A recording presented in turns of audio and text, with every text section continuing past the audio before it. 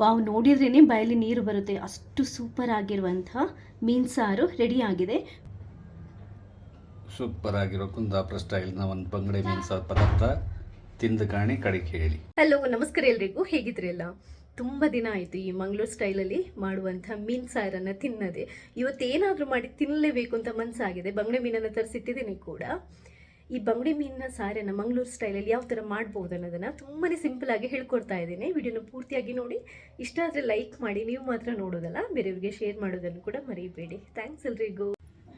ನೋಡಿ, ಅರ್ಧ ಕೆಜಿ ಬಂಗುಡೆ ಮೀನಿದೆ. ತಂದ ನಂತರ ಅದನ್ನ ಕ್ಲೀನ್ ಮಾಡಿ ತೊಳೆದ್ಬಿಟ್ಟು ಕಟ್ ಮಾಡ್ಕೊಂಡು ಇಟ್ಕೊಂಡಿದ್ದೇನೆ. ಮೀನನ್ನು ಯಾವತ್ತು ನೀರಲ್ಲಿ ಕ್ಲೀನ್ ಮಾಡುವಾಗ ತುಂಬ ಹೊತ್ತು ನೀರಲ್ಲಿ ಹಾಕಿ ಇಡಬೇಡಿ, ಅದು ಟೇಸ್ಟ್ ಹೋಗುತ್ತೆ. ಮತ್ತು ಜಾಸ್ತಿ ಹೊತ್ತು ಇಟ್ಟಾಗ ಏನಾಗುತ್ತೆ ಅಂತಂದರೆ ಸ್ಮೆಲ್ ಬರಲಿಕ್ಕೆ ಶುರುವಾಗುತ್ತೆ. ಸೊ ಬೇಗ ಬೇಗ ತೊಳೆದು ಕ್ಲೀನ್ ಮಾಡ್ಕೊಂಡು ಇಟ್ಕೊಂಡಿದ್ದೇನೆ.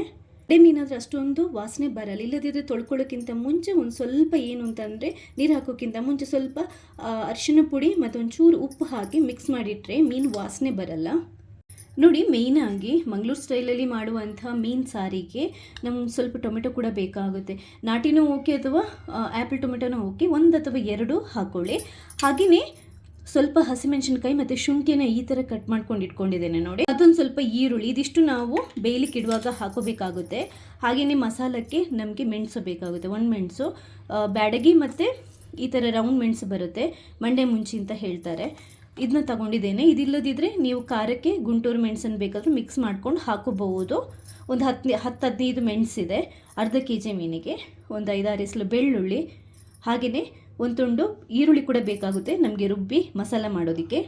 ಮತ್ತೊಂದು ಮೇಯ್ನಾಗಿ ಅಂತಂದರೆ ಮಂಗಳೂರು ಸ್ಟೈಲಲ್ಲಿ ಮಾಡುವಂಥ ಸಾರಿಗೆ ನಾವು ಕಾಯಿ ತುರಿ ಹಾಕೊತೀವಿ. ಒಂದು ಸ್ವಲ್ಪ ಕಾಯಿ ತುರಿ, ಇಷ್ಟು ಹಾಕಲ್ಲ, 1 ಹಿಡಿಯಷ್ಟು ಹಾಕೊತೀನಿ. ಬಟ್ ನಾನು ಜಸ್ಟ್ ತೋರಿಸಲಿಕ್ಕೆ ಇಷ್ಟು ತಗೊಂಡಿದ್ದೇನೆ. ಸ್ಟವ್ ಮೇಲೆ ಬಾಣಲೆ ಇಟ್ಟು ಒಂಚೂರು ಬಿಸಿ ಮಾಡ್ಕೊಂಡು ಒಂದು ಸ್ವಲ್ಪ ಆಯಿಲನ್ನು ಹಾಕೊತಾ ಇದ್ದೇನೆ, ಕುಕ್ಕಿಂಗ್ ಆಯಿಲನ್ನು. ಎಣ್ಣೆ ಕಾದ ನಂತರ ನೋಡಿ, ಅರ್ಧ ಚಮಚದಷ್ಟು ಜೀರಿಗೆ, 1-2 ಚಮಚದಷ್ಟು ಕೊತ್ತಂಬರಿ ಬೀಜ, ಕೊತ್ತಂಬರಿ ಪುಡಿ ಬೇಡ, ಬೀಜ ಸಾಕು. ಓಂಕಾಳು 1/4 ಚಮಚದಷ್ಟು. ಓಂಕಾಳು ಕೆಲವರು ಹಾಕ್ತಾರೆ, ಕೆಲವರು ಹಾಕಲ್ಲ, ಬಟ್ ಹಾಕಿದರೆ ಒಳ್ಳೆ ಫ್ಲೇವರ್ ಬರುತ್ತೆ, ಏನು ತೊಂದರೆ ಇಲ್ಲ. 1/4 ಚಮಚದಷ್ಟು ಮೆಂತೆ. ಸಣ್ಣ ಉರಿ ಇಟ್ಕೊಂಡು ಇದೊಂಚೂರು ಹುರಿದ್ಕೊಳ್ಳಿ.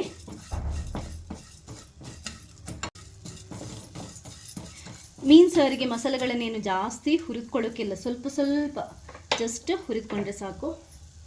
ಈಗ ಅರ್ಧ ಈರುಳ್ಳಿಯನ್ನು ಹಾಕೊತಾ ಇದ್ದೇನೆ, ಬೆಳ್ಳುಳ್ಳಿ ಕೂಡ ಹಾಕೊತಾ ಇದ್ದೇನೆ, ಮೆಣಸು ಹಾಕೊಳ್ಳಿ. ಸ್ವಲ್ಪ ಇದನ್ನ ಬಾಡಿಸ್ಕೊಳ್ಳೋಣ, ಜಾಸ್ತಿ ಬೇಡ, ಸ್ವಲ್ಪ ಸಾಕು. ಇಷ್ಟ ಆದರೆ ಏನು ಪೂರ್ತಿಯಾಗಿ ಏನು ಫ್ರೈ ಮಾಡುವಂಥ ಅಥವಾ ಹುರಿದ್ಕೊಳ್ಳುವಂಥ ಅವಶ್ಯಕತೆ ಇಲ್ಲ. ಹುರಿದ್ಕೊಂಡಿರುವಂಥ ಮಸಾಲೆ ಐಟಮ್ಸ್ಗಳನ್ನು ತೆಗೆದಿಟ್ಟಿದ್ದೇನೆ. ಅದೇ ಬಾಣಲೆಗೆ ಮತ್ತೊಂದು ಚೂರು ಎಣ್ಣೆನ ಹಾಕೊತಾ ಇದ್ದೇನೆ. ಈಗ 1 ಹಿಡಿಯಷ್ಟು ಕಾಯಿ ತುರಿಯನ್ನು ಹಾಕೊತಾ ಇದ್ದೇನೆ. ನಿಮಗೆ ಮಸಾಲ ಜಾಸ್ತಿ ಬೇಕು, ಸಪ್ಪೆ ಆಗಬೇಕು ಅಂದರೆ, ತುಂಬ ಖಾರ ಇರಬಾರ್ದು ಅಂತಂದರೆ ಕಾಯಿ ತುರಿ ಜಾಸ್ತಿ ಹಾಕೋಬಹುದು. ಇಲ್ಲದಿದ್ದರೆ ಕಾಯಿ ತುರಿಯನ್ನು ಖಡಕ್ ಆಗಬೇಕು ಅಂತಂದರೆ ಕಾಯಿ ತುರಿ ಕಮ್ಮಿ ಹಾಕ್ಕೊಳ್ಳಿ. 1/4 ಚಮಚದಷ್ಟು ಅರಿಶಿನ ಸೇರಿಸ್ಕೊಳ್ಳಿ. ಅದಾದ ನಂತರ ಲೈಟಾಗಿ ಹುರಿದ್ಕೊಳ್ಳೋದು, ಜಾಸ್ತಿ ಅಲ್ಲ, ಸ್ವಲ್ಪ. ನೋಡಿ, ಸಾಕು, ಇಷ್ಟೇ. ಈ ತಟ್ಟೆಗೆ ಹಾಕೊತಾ ಇದ್ದೇನೆ. ರುಬ್ಬೋಕ್ಕಿಂತ ಮುಂಚೆ ಇದೊಂದು ಸ್ವಲ್ಪ ತಣ್ಣಗಾಗಲಿ. 1 ಲಿಂಬೆ ಗಾತ್ರದಷ್ಟು ಹುಣಸೆಹಣ್ಣು ಬೇಕಾಗುತ್ತೆ. ಹುಣಸೆಹಣ್ಣು ಬಂಗಡೆ ಸಾರಿಗೆ ಒಂದು ಸ್ವಲ್ಪ ಜಾಸ್ತಿ ಹಾಕೊಂಡ್ರೆ ಚೆನ್ನಾಗಿರುತ್ತೆ. ತಣ್ಣಗಾದ ನಂತರ ಮಸಾಲ ರುಬ್ಬುವಂತಹ ಗ್ರೈಂಡರ್ ಅಥವಾ ಮಿಕ್ಸಿಗೆ ಹಾಕ್ಕೊಳ್ಳಿ. ಈ ಮಸಾಲ ಇದೆಯಲ್ವ, ಒಂದು ಸ್ವಲ್ಪ ನುಣ್ಣಗೆ ಪೇಸ್ಟ್ ಆದರೆ ಒಳ್ಳೆಯದು. ಫಸ್ಟ್ ಒಂದು ಅರ್ಧದಷ್ಟು ನೀರು ಹಾಕ್ಕೊಂಡು ಇದನ್ನ ಮಸಾಲನ ಪುಡಿ ಮಾಡ್ಕೊಳ್ಳೋಣ. ಅದಾದ ನಂತರ ಪೇಸ್ಟ್ ಥರ ರುಬ್ಕೋಬಹುದು. ಜಾಸ್ತಿ ನೀರು ಫಸ್ಟೇ ಹಾಕಿದರೆ ಏನಾಗುತ್ತೆ ಅಂತಂದರೆ ಮಸಾಲ ಕರೆಕ್ಟಾಗಿ ರುಬ್ಬಲ್ಲ. ನೋಡಿ, ಒಂದ್ಸರಿ ಇಷ್ಟು ಪುಡಿ ಆದ ನಂತರ ಇನ್ನೊಂದು ಸ್ವಲ್ಪ ನೀರು ಹಾಕಿ ನುಣ್ಣಗೆ ಈಗ ರುಬ್ಕೊಳ್ಳೋಣ. ಮತ್ತೊಂದು ಅರ್ಧ ಲೋಟದಷ್ಟು ನೀರನ್ನು ಹಾಕೊತಾ ಇದ್ದೇನೆ, ತುಂಬ ಜಾಸ್ತಿ ನೀರು ಬೇಡ. ಮತ್ತೊಂದು ಸರಿ ನೈಸಾಗಿ ರುಬ್ಕೊತೀನಿ. ನೋಡಿ, ಮೀನು ಸಾರಿಗೆ ಮಸಾಲೆನ ಚೆನ್ನಾಗಿ ರುಬ್ಕೊಂಡು ರೆಡಿ ಮಾಡಿದ್ದೇನೆ. ಈ ಹದಕ್ಕೆ ರೆಡಿ ಆದರೆ ಸಾಕು. ನೋಡಿ, ಹೀಗೆ. ಈಗ ಸಾರು ಮಾಡುವಂಥ ಪಾತ್ರೆನ ತಗೊಂಡು ಅದಕ್ಕೆ ನಾವು ಕಟ್ ಮಾಡಿ ಇಟ್ಕೊಂಡಿದ್ದೀವಲ್ವ ಈ ಶುಂಠಿ ಮತ್ತು ಹಸಿಮೆಣಸಿನ್ಕಾಯಿ, ಅದನ್ನ ಹಾಕೊತಾ ಇದ್ದೇನೆ. ಟೊಮೆಟೊ ಇದೆಯಲ್ವ, ಅದನ್ನು ಕೂಡ ಹಾಕೊತಾ ಇದ್ದೇನೆ. ಹಾಗೆಯೇ ಈರುಳ್ಳಿ, ಅರ್ಧ ಚಮಚದಷ್ಟು ಕಲ್ಲುಪ್ಪನ್ನು ಹಾಕೊತಾ ಇದ್ದೇನೆ. ಸ್ವಲ್ಪ ಒಂದು ಅರ್ಧ ಲೋಟದಷ್ಟು ನೀರನ್ನು ಹಾಕಿ ಇದನ್ನ ಈಗ ಚೆನ್ನಾಗಿ ನಾವು ಫಸ್ಟ್ ಬೇಯಿಸ್ಕೋಬೇಕು. ಬೇಯಲಿಕ್ಕೆ ಇಟ್ಟಿದ್ದೇನೆ. ಕೆಲವರು ಏನು ಮಾಡ್ತಾರೆ ಅಂತಂದರೆ ಮಸಾಲ ಹಾಕಿ ಟೊಮೆಟೊ ಈರುಳ್ಳಿ ಎಲ್ಲ ಮಸಾಲದೊಟ್ಟಿಗೆ ಬೇಯಿಸ್ತಾರೆ. ಬಟ್ ನಾನು ಇದನ್ನ ಫಸ್ಟಿಗೆ ಬೇಯಿಸ್ತೀನಿ. ಯಾಕಂತಂದರೆ ಟೊಮೆಟೊ ಈರುಳ್ಳಿ ಎಲ್ಲ ಮತ್ತು ಹಸಿಮೆಣಸಿನ್ಕಾಯಿ ಶುಂಠಿ ಇದೆಲ್ಲ ಫಸ್ಟೇ ಬೆಂದರೆ ರಸ ತುಂಬ ಚೆನ್ನಾಗಿ ಬಿಡುತ್ತೆ. ಮತ್ತು ಮಸಾಲ ಹಾಕುವಾಗ ನಾವು ತುಂಬ ಹೊತ್ತು ಬೇಯಿಸುವಂಥ ಅವಶ್ಯಕತೆ ಇರಲ್ಲ. ಮಸಾಲದಲ್ಲಿ ತುಂಬ ಬೇಗ ಬೇಯಲ್ಲ. ಆದ್ದರಿಂದ ಸ್ವಲ್ಪ ನೀರು ಹಾಕಿ ಫಸ್ಟೇ ಬೇಯಿಸ್ಕೊಂಡು ಬಿಟ್ಟರೆ ಒಳ್ಳೆಯದು. ನೋಡಿ, ಟೊಮೆಟೊ ಹಸಿಮೆಣಸಿನ್ಕಾಯಿ ಎಲ್ಲ ಚೆನ್ನಾಗಿ ಬೇಯ್ತಾ ಇದೆ. ಆ ಫ್ಲೇವರ್ ಎಷ್ಟು ಚೆನ್ನಾಗಿರುತ್ತೆ ಅಂತಂದರೆ ಸೂಪರ್ ಆಗಿರುತ್ತೆ. ಈ ಥರ ಚೆನ್ನಾಗಿ ಬೆಂದರೆ ಒಳ್ಳೆ ಪದಾರ್ಥ ರೆಡಿ ಆಗುತ್ತೆ. ಅಂದರೆ ಈ ಮೀನು ಸಾರು ಸೂಪರಾಗಿ ಬರುತ್ತೆ. ಇಷ್ಟು ಸಾಕು. ಈಗ ಮಸಾಲ ಹಾಕಿಬಿಡೋಣ. ಈಗ ಈ ಸಾರಿನ ಮಸಾಲ ರೆಡಿ ಮಾಡಿಟ್ಟಿದ್ದೀನಲ್ವ, ಅದನ್ನ ಹಾಕೊತಾ ಇದ್ದೇನೆ. ಈ ಮಸಾಲೆ ಸ್ವಲ್ಪ ದಪ್ಪ ಆಗ್ಬೋದು. ಒಂಚೂರು ನೀರನ್ನು ಹಾಕಿ ನಿಮಗೆ ಸಾರು ಎಷ್ಟು ಹದ ಬೇಕು ಅಷ್ಟು ಹದಕ್ಕೆ ರೆಡಿ ಮಾಡ್ಕೊಳ್ಳಿ. ನೀರನ್ನು ಹಾಕಿ ಆದ ನಂತರ ಒಂದು ಸರಿ ಮಿಕ್ಸ್ ಮಾಡ್ಕೊಳ್ಳಿ. ಮಿಕ್ಸ್ ಮಾಡಿಕೊಂಡು ಆ ತಿಕ್ನೆಸ್ ಇರುತ್ತಲ್ವ, ದಪ್ಪ ಎಷ್ಟಿದೆ ಅಂತ ಚೆಕ್ ಮಾಡ್ಕೊಳ್ಳಿ.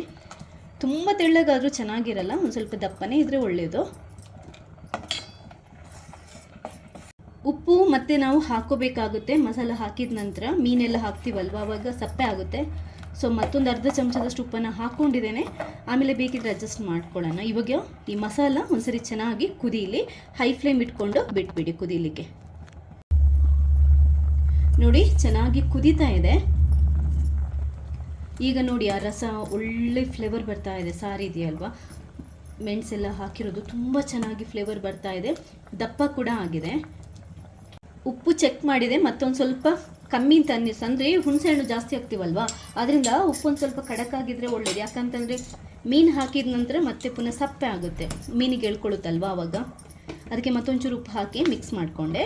ಈಗ ನಾವು ಇದಕ್ಕೆ ಮೀನನ್ನು ಹಾಕೋಬೋದು. ಮೀನನ್ನು ಹಾಕ್ಕೊಳ್ಳುವಾಗ ಕರೆಕ್ಟಾಗಿ ನೋಡ್ಕೊಂಡು ಹಾಕ್ಕೊಳ್ಳಿ. ಇನ್ನೊಂದೇನು ಅಂತಂದರೆ ಉರಿಯನ್ನು ಒಂಚೂರು ಕಮ್ಮಿ ಇಟ್ಕೊಳ್ಳೋಣ.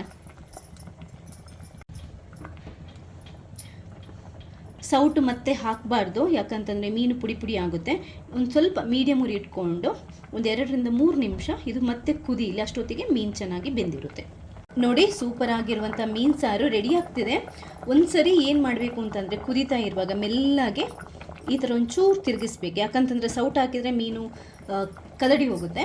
ಅದರಿಂದ ಏನು ಅಂತಂದರೆ ಹಾಗೆ ಒಂದು ಸ್ವಲ್ಪ ಈ ಪಾತ್ರೆಯನ್ನು ತಿರುಗಿಸಿದರೆ ಸಾಕು.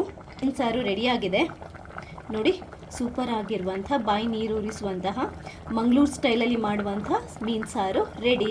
ಸ್ಟವನ್ನು ಬಂದ್ ಮಾಡ್ತಾ ಇದ್ದೇನೆ. ವಾವ್, ನೋಡಿದ್ರೇ ಬಾಯಲ್ಲಿ ನೀರು ಬರುತ್ತೆ. ಅಷ್ಟು ಸೂಪರ್ ಆಗಿರುವಂಥ ಮೀನು ಸಾರು ರೆಡಿಯಾಗಿದೆ. ಸೂಪರ್ ಆಗಿರೋ ಕುಂದಾಪುರ ಸ್ಟೈಲ್ನ ಒಂದು ಬಂಗಡೆ ಮೀನು ಸಾರು ಪದಾರ್ಥ ತಿಂದು ಕಾಣಿ ಕಡೆಗೆ ಹೇಳಿ. ಕುಸ್ಲಕ್ಕಿ ಅನ್ನದ ಜೊತೆ ಮತ್ತು ನಾರ್ಮಲಾಗಿ ವೈಟ್ ರೈಸ್ಗೆ ಕೂಡ ತುಂಬ ಅಂತಂದರೆ ತುಂಬ ಚೆನ್ನಾಗಿರುತ್ತೆ. ಖಂಡಿತವಾಗ್ಲೂ ಒಂದ್ಸರಿ ಮಿಸ್ ಮಾಡಿದೆ, ಟ್ರೈ ಮಾಡಿ. ವಿಡಿಯೋ ಬಗ್ಗೆ ನಿಮ್ಮ ಫೀಡ್ಬ್ಯಾಕನ್ನು ಕೂಡ ತಿಳಿಸಿ. ಹಾಗೆಯೇ ಇಲ್ಲಿ ತನಕ ನೀವು ನನ್ನ ಚಾನಲ್ಗೆ ಸಬ್ಸ್ಕ್ರೈಬ್ ಆಗಿಲ್ಲದಿದ್ದರೆ ಸಬ್ಸ್ಕ್ರೈಬ್ ಆಗಿ ನನ್ನ ಈ ಪ್ರಯತ್ನನ ಇದೇ ಥರ ಸಪೋರ್ಟ್ ಮಾಡ್ತಾನೆ ಇರಿ. ಥ್ಯಾಂಕ್ಸ್ ಎಲ್ರಿಗೂ.